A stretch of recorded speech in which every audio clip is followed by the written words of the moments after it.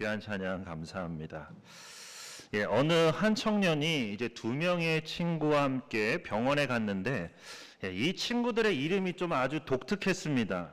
그러니까 한 친구의 이름은 이제 덕칠, 마덕칠이었고 또 한 친구의 이름은 방정식이었습니다. 수학을 아마 아주 잘할 것 같은 그런 이름이죠. 병원에서 이제 자신들의 진료 순서를 기다리면서 이 두 친구가 내기를 했습니다. 그러니까 어떤 내기를 했냐면 누구 이름이 더 독특한지 그렇게 내기를 한 겁니다. 그래서 서로 자신의 이름이 더 독특하다며 계속 논쟁을 하다가 결론이 안 나니까 이제 옆에 있는 사람에게 이렇게 물어봤습니다. 그래서 누구 이름이 더 독특하냐고 물어봤더니 옆에 있던 사람이 인상만 찡그리고 대답이 없었습니다. 그런데 그때 진료실에서 간호사가 나오더니 이렇게 외쳤습니다. 공덕동 씨 들어오세요. 내기를 하던 그 친구들은 그 자리에서 자지러졌고 덕칠이와 정식이는 우리는 공덕동에게는 이길 수 없겠구나 이렇게 탄식을 하면서 이름을 부른 그 간호사를 쳐다본 순간 더 깜짝 놀라고 말았습니다. 그 간호사의 명찰에는 이렇게 쓰여 있었습니다. 4차선. 둘이 결혼하면 아주 놀라운 일이 벌어질 것 같습니다. 공덕동 4차선이 되는 거죠. 오늘 본문을 보면 정말 많은 이름들이 나옵니다. 방정식이라든가 공덕동 4차선 이런 이름은 좀 읽기라도 쉬운데 본문에 있는 이름들은 왜 그렇게 읽기도 어려운지 나중에 언제 한번 성경 빨리 읽기 시합 하면 딱 좋을 것 같은 그런 본문입니다. 그래서 이름이 많이 나오다 보니까 읽으시면서도 상당히 지루하셨을 겁니다. 그런데 오늘 본문에 나와 있는 이 이름들은 정말 귀한 이름이 아닐 수 없습니다. 그러니까 하나님의 생명책에 기록된 만큼은 아닐지라도 그래도 상당히 귀한 이름이 아닐 수 없습니다. 그러면 왜 귀한 이름인지 오늘 말씀을 통해서 우리가 함께 알아보면서 여기에 이렇게 이름이 적힌 그 사람들처럼 우리의 이름이 하나님의 그 생명책에 기록되기를 소망하는 마음으로 함께 말씀을 나누도록 하겠습니다. 오늘 본문 5절 상반절 말씀을 보면 이렇게 기록이 되어 있습니다. 내 하나님이 내 마음을 감동하사 귀족들과 민장들과 백성을 모아 그 계보대로 등록하게 하심으로. 그러니까 이 말씀은 이스라엘 자손들에 대한 인구 조사를 하도록 하나님께서 느헤미야의 마음을 이제 움직이셨다는 그런 말씀입니다. 그러니까 이렇게 하나님께서 인구 조사를 시키신 이유는 이제 예루살렘에 거할 사람들을 이렇게 모으기 위해서였습니다. 그러니까 그동안 온갖 고생을 하면서 어렵게 정말 드디어 예루살렘 성벽을 다 완성을 했는데 황당하게도 그 안에 거주할 사람들이 없었던 겁니다. 그도 그럴 게 그동안 이제 성벽이 다 허물어져 있었기 때문에 이민족의 침입에 너무나 취약할 수밖에 없어서 그나마 살고 있던 사람들도 다 예루살렘을 많이 떠난 그런 상황이었던 것입니다. 그래서 예루살렘이 다시 살기에 안전한 도시가 되고 또 이스라엘의 중심이 되어서 옛 영화를 회복하려면 지금보다는 훨씬 더 많은 사람들이 그곳에 거주해야만 했습니다. 하지만 선뜻 예루살렘으로 이주해서 살겠다고 하는 사람들이 많지 않았기 때문에 하나님께서는 그렇게 각 집안에서 이주할 사람들을 모으기 위해서 그렇게 인구조사를 하게 하신 것입니다. 그런데 여기서 중요한 것은 이 모든 게 느헤미야 자신이 세운 계획이 아니라 전적으로 하나님의 감동에 따라서 시작된 하나님의 계획이라는 것입니다. 그러니까 하나님께서 이렇게 느헤미야에게 인구조사를 하도록 감동하셨다는 것은 하나님께서 하나님의 사람들에게 할 일을 친히 가르쳐 주시고 이끌어 주신다는 그런 뜻입니다. 그러니까 하나님은 지금도 하나님의 일꾼들을 성령으로 감동하셔서 그들에게 할 일을 가르쳐 주십니다. 그러니까 우리에게도 마찬가지죠. 그렇게 하나님께서 저를 이곳으로 보내주셨고 또 우리 성도님들을 이곳에 남게 하셨고 그래서 우리가 이렇게 만나서 하나님의 뜻을 위해서 함께 기도하며 노력하게 하신 것입니다. 물론 하나님의 일이라는 이름으로 행해지는 모든 일들이 다 정말로 하나님의 일이라고는 말할 수 없습니다. 그러니까 때로는 하나님의 뜻이 아닌 자신의 생각을 그렇게 따르면서도 그것이 마치 하나님의 일인 것처럼 합리화하는 그런 경우도 있습니다. 그런가 하면 하나님의 뜻을 잘못 오해해서 그렇게 잘못 일을 하는 경우도 있습니다. 그러니까 예수님께서 십자가에서 죽으실 것을 처음 말씀하셨을 때 예수님을 만류했던 그런 베드로가 그랬습니다. 그러니까 자신 딴에는 예수님을 위해서 그렇게 만류를 한 것이지만 오히려 그것이 하나님의 역사를 방해하는 일이었기 때문에 오히려 예수님에게 혼이 나기도 했던 것입니다. 그러니까 이건 우리도 마찬가지일 수 있습니다. 우리도 그런 잘못을 할 수 있고 그런 오해를 할 수 있습니다. 하지만 그럼에도 우리가 하는 교회의 회복과 부흥을 위한 그 모든 일이 하나님의 일이라고 우리가 확신할 수 있는 이유는 저를 이곳으로 보내신 과정도 그렇고 또한 그동안에 되어가는 모든 일도 그렇고 그리고 무엇보다도 우리에게 주시는 하나님의 그 말씀을 통해서 우리가 그 모든 것들이 하나님의 뜻이라는 것을 잘 알 수 있습니다. 그러니까 작년에는 우리가 에스라 말씀을 통해서 또 올해는 느헤미야 말씀을 통해서 우리가 가야 할 길들을 하나님께서 보여주시고 깨닫게 해주시는 것이죠. 그리고 제 경우는 정말로 어렵고 마음이 좀 낙심이 되려고 할 때마다 항상 말씀과 기도로 하나님께서 위로해 주시고 다시 새 힘을 주시는 것을 통해서 정말로 이 모든 것들이 하나님의 뜻 가운데서 이루어지는 그 일이라는 것을 너무나 분명하고 확실하게 알 수 있었습니다. 그렇게 우리 성도님들께서도 이 모든 일들이 하나님께서 우리에게 맡기신 일임을 우리가 함께 기억하면서 함께 최선을 다하는 저와 우리 성도님들이 되시기를 바랍니다. 본문 6절 이하의 말씀은 포로 귀한 자들, 그것도 제1차 포로 귀한 자들의 명단입니다. 그러니까 이 명단은 일찍이 제1차 포로 귀환의 지도자였던 그 수룹바벨에 의해서 조사가 된 것인데 느헤미야가 하나님의 감동하심을 받아서 그렇게 인구 조사를 실시할 때 이 기록을 발견하게 된 것입니다. 그러니까 이 명단이 발견되지 않았다면 좀 인구 조사를 하는 데 있어서 더 많은 수고와 더 많은 시간이 필요했을 텐데 이 명단으로 인해서 그런 수고와 시간을 덜게 된 것입니다. 이처럼 하나님께서는 감동을 주시며 어떤 일을 우리에게 시키실 때 그 일을 잘 해결할 수 있도록 그리고 잘 감당할 수 있도록 우리의 길도 열어주신다는 그런 의미입니다. 그렇게 우리 신리교회가 앞으로 나아가야 될 그 모든 길도 하나님께서 다 열어주시리라 믿습니다.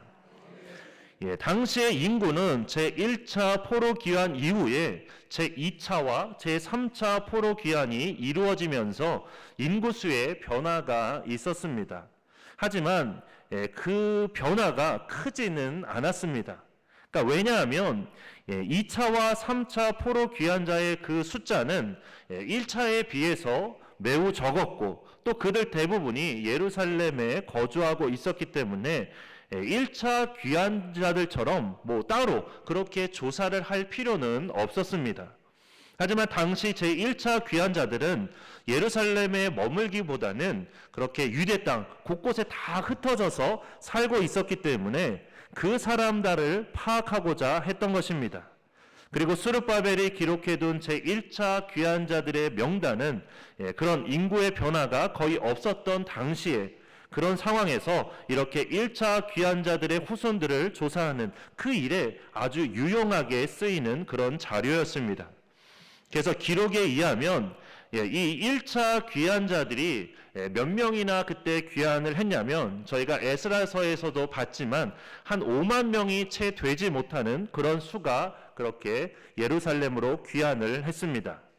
그러니까 이 5만이라는 숫자는 아마 당시의 관습처럼 성인 남자들만을 계수한 그런 수일 텐데 어쨌든 예전에 바벨론의 포로로 끌려간 그 사람들의 수에 비하면 상당히 적은 수였을 것으로 보입니다. 그래서 사실 바벨론의 포로로 끌려간 사람들이 모두 얼마나 되는지는 우리가 정확하게 알 수는 없습니다. 하지만 적어도 한 몇십만 명은 그렇게 포로로 끌려갔을 것으로 추정하고 있습니다. 그리고 그들이 바벨론에서 살면서, 그러니까 마치 애굽에서 살던 때처럼 그렇게 더 많은 인구로 그렇게 불어났을 텐데, 그런데 그 중에서 5만도 못되게 귀환을 했다는 것은 귀환한 사람들이 매우 소수에 불과했다는 그런 뜻입니다. 그래서 학자들은 전체 이스라엘 사람들 중에서 70%, 많게는 90%가 귀환하지 않았다고 그렇게 보고 있습니다. 그러니까 이처럼 대다수의 이스라엘 사람들이 귀환을 하지 않았는데, 그것은 귀환을 할 수 없었기 때문이 아니라 그들 스스로 귀환을 포기했기 때문입니다. 그러니까 역사적인 기록을 보면 이방 땅이기는 하지만 그래도 이스라엘 백성들이 그 페르시아 땅에서 비교적 안정된 삶을 살고 있었습니다. 따라서 그러한 안정적인 삶을 버리고 황무지와 같은 그런 고국으로 돌아가는 것이 생각처럼 쉬운 일이 아니었습니다. 그러다 보니 대다수의 사람들이 그냥 귀환을 포기해 버린 것이죠. 그러니까 마치 좁은 문으로 가는 것과 마찬가지였습니다. 사실 고레스의 칙령은 그들에게 있어서 복음과 같은 그런 소식이라고 할 수 있습니다. 그래서 포로들에게 해방과 귀환을 허락하는 그 칙령처럼 이스라엘 백성들에게는 사실 그만큼 기쁜 소식이 없었을 것입니다. 그러나 많은 이스라엘 자손들이 자신들의 현재의 그런 안정된 삶을 포기하지를 못해서 결국 복음의 축복에 참여하지 못하게 된 것입니다. 그들에게는 하나님의 약속과 그 기업보다는 그냥 현실의 만족이 더 중요했던 것이죠. 이런 일은 오늘날도 다 마찬가지입니다. 우리가 열심히 복음을 전하며 하나님을 전해도 믿지 않고 거부하는 사람들이 더 많습니다. 그러니까 믿고 예수님을 받아들이는 사람보다 믿지 않는 사람들이 훨씬 더 많습니다. 그러니까 전에 교회 장로님, 권사님 조카가 이제 이 아산 지역에 거주하고 있어서 이제 제가 이곳으로 온다고 했을 때 이제 장로님과 권사님께 연락이 왔습니다. 그 조카분의 가족과 친지들은 다 이제 믿음 생활을 하고 있고, 이제 그분의 아버지는 장로님, 또 어머님은 권사님이신데 이제 그 조카분만 신앙 생활을 안 하고 있다는 겁니다. 그래서 제게 부탁을 하셔서 이제 몇 번 이제 제가 그분께 연락을 드렸습니다. 그런데 지난 금요일에는 더 이상 좀 전화를 안 주셨으면 안 주셔도 된다고, 저는 이제 교회 나갈 생각이 없다고 그렇게 정중하게 거절을 하셨습니다. 그래서 장로님과 권사님께서 걱정이 많으신 것 같아서 전화를 드렸다고 했더니 자신은 잘 지내고 있다고, 저는 교회만 안 갈 뿐이지 잘 지내고 있으니까 걱정 안 하셔도 된다고 그렇게 말씀을 하셨습니다. 그래서 제가 사실은 그것 때문에, 교회 안 가시는 것 때문에 걱정하시는 거라고 하면서, 그냥 만약 우리의 삶이 이 땅에서 끝이라면 걱정을 안 하시겠지만 그게 아니기 때문에 걱정을 하시는 거라고 그렇게 말씀을 드렸고, 결국 그렇게 통화를 마치게 되었습니다. 참 이렇게 전도해도 믿지 않는 분들이 너무나 많죠. 그런가 하면 신앙생활을 하셨던 분들이 또 이런저런 이유로 또 교회에 안 오시는 것을 보면 더 안타까울 뿐입니다. 사실 복음은 우리에게 당장의 그런 축복을 약속하지는 않습니다. 복음이 누릴 수 있는 그런 축복들은 다 미래적인 것들이죠. 그런가 하면 복음은 그 미래적인 축복을 위해서 현실의 유익을 포기하도록 우리에게 요구합니다.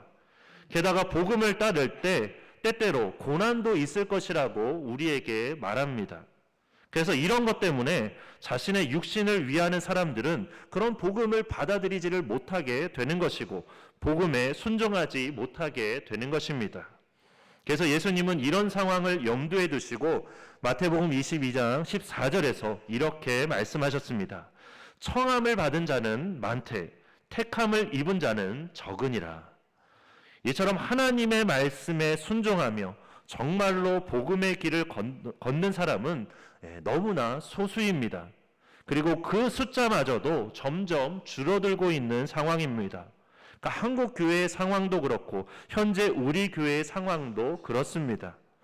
그러나 중요한 것은 사람의 많고 적음이 아닙니다. 오히려 부흥의 역사가 일어났던 그 역사들을 보면 하나님께서 소수의 진실한 그 사람들을 통해서 부흥의 역사를 이루신 것들을 우리가 보게 됩니다. 본문 7절 말씀을 보면 제1차 포로 귀환자 중에 지도급 인사들에 대한 명단이 있습니다.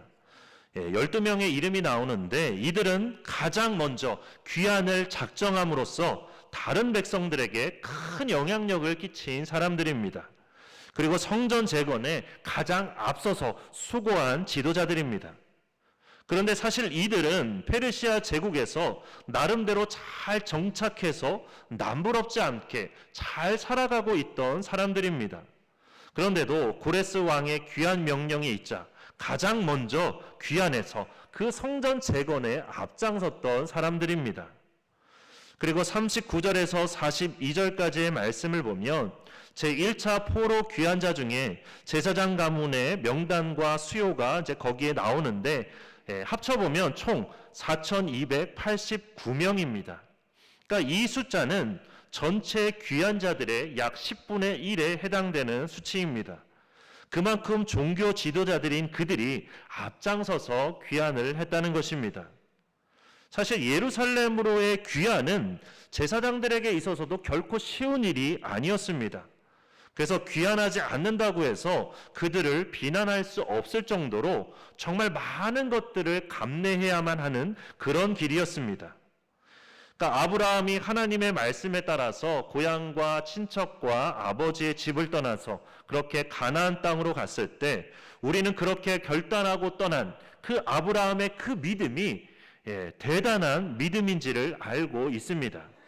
그리고 모세가 바로의 공주의 아들이라는 그 신분을 버리고 동족들과 함께 고난의 길을 택한 것도 다 마찬가지입니다. 그러니까 모두 다 대단한 믿음입니다. 그런데 페르시아에서 예루살렘으로 귀환하는 것도 마찬가지입니다. 그건 역시도 대단한 결심이요, 대단한 믿음이라고 할 수 있습니다. 그러니까 요즘은 우리 한국 위상이 많이 높아져서 예전과는 많이 다르지만 한때 이제 박진영 씨 같은 그런 가수들이 그러니까 한국에서의 인기를 뒤로하고 미국으로 가고자 했을 때 정말 대단한 결단이라는 그런 말들을 많이 했습니다. 그도 그럴 게 한국에서 닦아놓은 그런 모든 기반과 명예들을 다 내려놓고 다시 밑바닥에서부터 시작해야 됐기 때문에 정말 대단한 결심이라고 말하게 되었던 것입니다. 그러니까 당시 귀환자들도 다 마찬가지였습니다. 페르시아에서 닦아놓은 그 모든 삶의 기반과 명예와 재산을 다 포기해야만 하는 일이었기 때문에 더욱이 당시 이스라엘 땅은 너무 황폐해져 있어서 그곳으로 돌아간다고 해도 온갖 어려운 일을 다 헤쳐나가야 했기 때문에 심지어 그곳에서는 삶의 기반조차 없이 처음 시작하는 것과 마찬가지였기 때문에 그렇게 귀환을 결정하는 것이 더 어려운 일이 아닐 수 없었습니다. 하지만 그럼에도 불구하고 자신들이 쌓아놓은 그 모든 것을 마치 바울의 고백처럼 다 배설물로 여기며 하나님의 일을 위해서 예루살렘으로 그렇게 귀환을 했던 것입니다. 그리고 제사장들은 자신들이 있어야 할 곳이 하나님의 성전임을 알았기 때문에 그렇기 때문에 자유가 주어지자 곧바로 귀환 행렬에 참여한 것입니다. 물론 그들 역시 예루살렘에서의 삶이 고난의 길이라는 것은 너무나 잘 알고 있었습니다. 특히나 자신들이 일을 해야 될 장소인 그 성전은 지금 다 파괴되어 있는 그런 상태였기 때문에 더욱더 힘들 수밖에 없다는 것을 너무나 잘 알고 있었습니다. 하지만 그 어떤 것도 하나님의 약속의 땅과 하나님의 일을 하고자 하는 그들의 그 열망을 막지는 못했던 것입니다. 그래서 그런 어려움 가운데서도 그렇게 귀환을 결정하고 그 믿음의 길을 걸어갔던 것입니다. 세상은 이런 귀환자들을 향해서 어리석다고 말할지 모르지만 그들이야말로 정말 지혜로운 사람들입니다. 왜냐하면 세상의 부와 명예와 권세는 다 하나님께서 은사로 주신 것들입니다. 그래서 하나님께서 마음만 먹으시면 언제라도 주실 수 있고 또 언제라도 가져가실 수 있는 것들입니다. 그러나 하나님은 그렇지 않죠. 하나님은 한번 잃어버리게 되면 다시 얻을 수 없습니다. 그렇게 그들은 이따가 사라질 것들 때문에 하나님을 포기하기보다는 오직 하나님과 그 구속의 은혜만을 절대 소유물로 여겼던 그런 지혜로운 사람들이었던 것입니다. 그런데 안타까운 사람들도 있습니다. 43절에 보면 제1차로 포로 귀환했던 그런 포로 귀환자들 가운데 레위 사람들의 가문과 수요가 거기에 나와 있는데 레위인 가운데서도 예수아와 감미엘 자손 74명만 귀환했습니다. 그러니까 물론 44절과 45절에 언급된 노래하는 자와 문지기도 다 레위인이기는 하지만 다윗 시대 이후에 성전에서 제사장의 업무를 돕는 일반 레위인들과 이들은 이제 엄밀하게 말하면 좀 구분이 되어 있었습니다.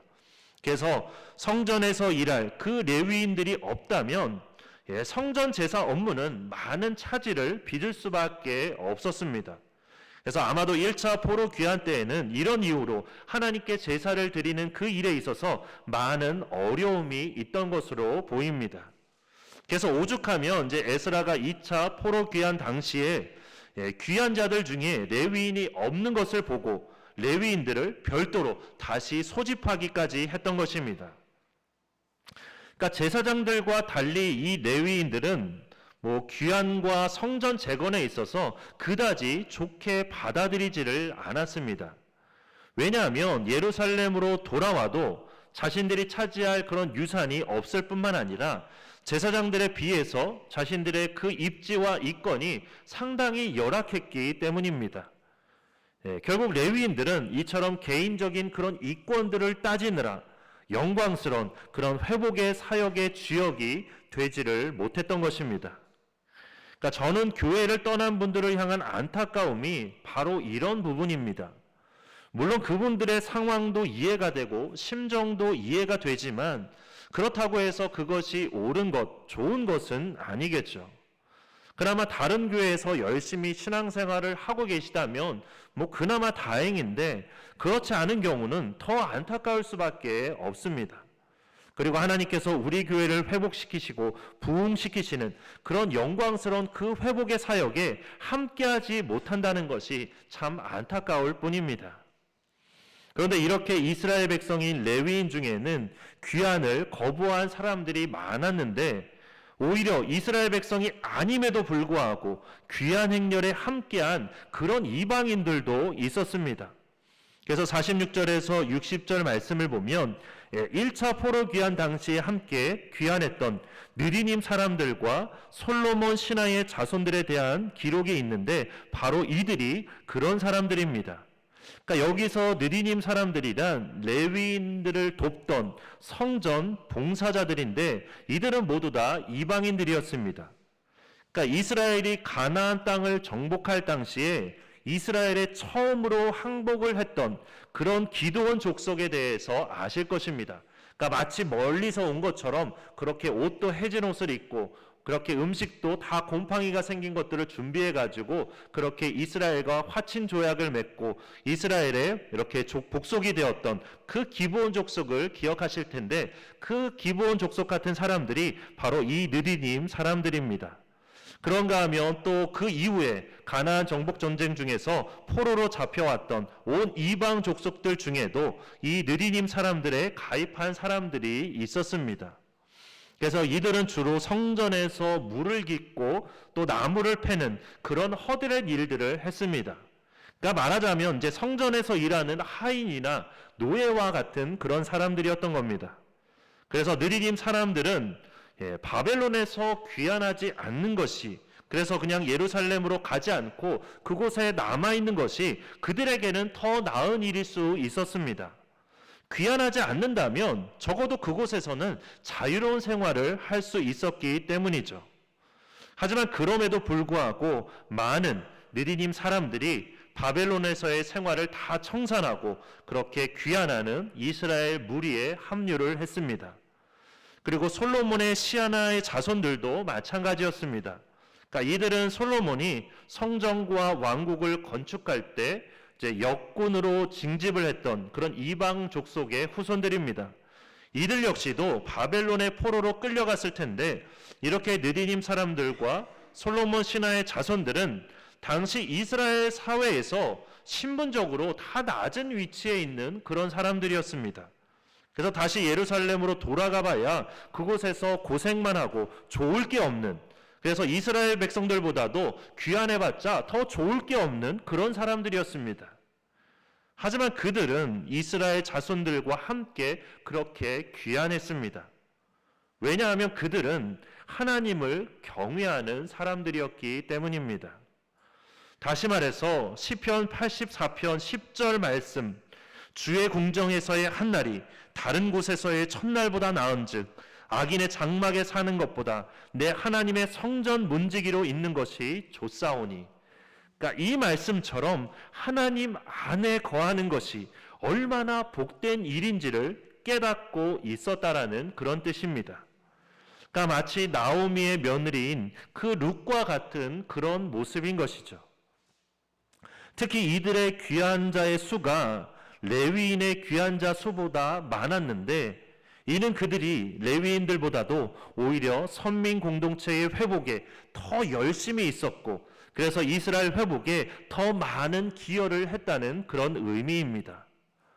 이처럼 하나님 나라는 사회적으로 신분이 높은 자나 능력이 있는 사람들만이 아니라 사회적 신분과 관계없이, 능력과 관계없이 하나님을 진실로 경외하는 사람들, 그리고 각자의 자리에서 묵묵하게 하나님의 뜻에 순종하는 사람들, 바로 그런 사람들을 통해서 건설되고 성장하는 것이 바로 하나님의 나라입니다.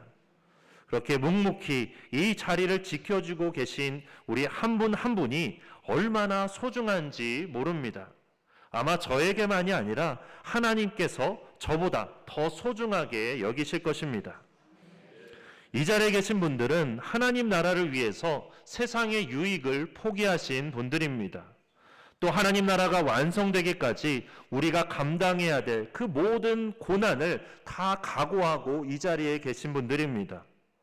물론 우리는 숫자가 많지는 않습니다. 그나마 있던 분들도 교회를 떠나면서 수가 더 많이 줄었습니다. 그러나 중요한 것은 하나님 나라의 역사는 사람의 많고 적음에 달린 것이 아니라는 사실입니다. 오히려 하나님은 소수의 진실한 사람들, 그들을 통해서 하나님의 부흥의 역사를 이루어 가십니다. 저는 이 자리에 계신 분들이 그런 소수의 진실한 믿음의 사람이라고 믿습니다. 세상은 우리를 알지도 못하고 기억하지도 못하겠지만 하나님은 그렇지 않으십니다. 하나님께서는 우리의 이름을 다 기억하시고 우리의 이름을 생명책에 기록하실 것입니다. 마치 포로 귀환자들의 명단을 기록하게 하신 것처럼 그렇게 우리의 이름도 생명책에 기록하실 것입니다.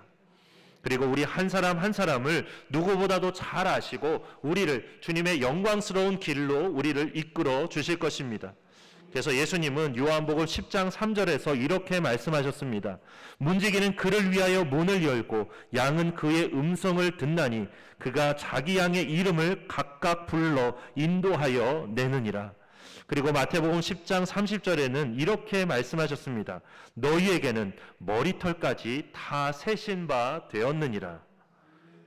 우리를 낳아주신 부모님이나 함께 사는 배우자라도 이만큼 우리를 알지는 못합니다.